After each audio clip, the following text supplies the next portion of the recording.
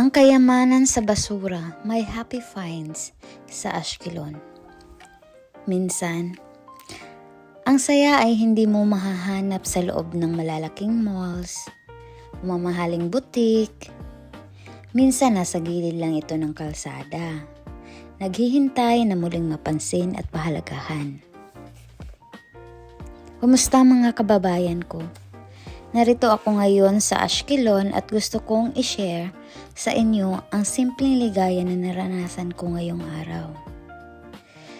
Sino ang mag-aakala na nasa paghahanap ko makakakita ako ng mga damit na dumpster finds pero mukhang bago pa at pwedeng-pwede pang pangrampa. It makes me happy.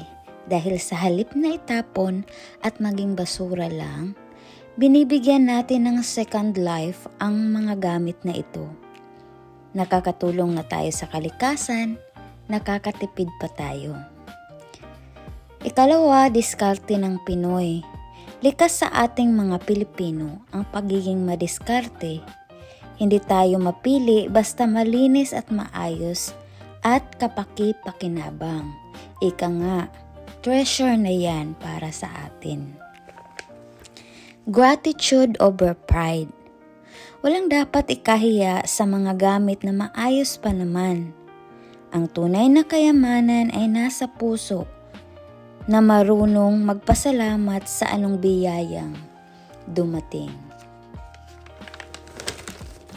Ang mensahe ko lang sa inyo, sa aking mga kapwa Pinoy dito sa Israel, o saan man sa mundo, huwag tayong mapagod, maging masaya sa maliliit na bagay.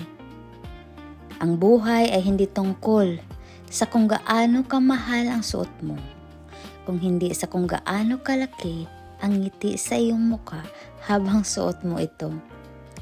Ang saya-saya ko lang kasi ramdam ko ang swerte ngayong araw mula dito sa Ashkelon na pinupulutan ko.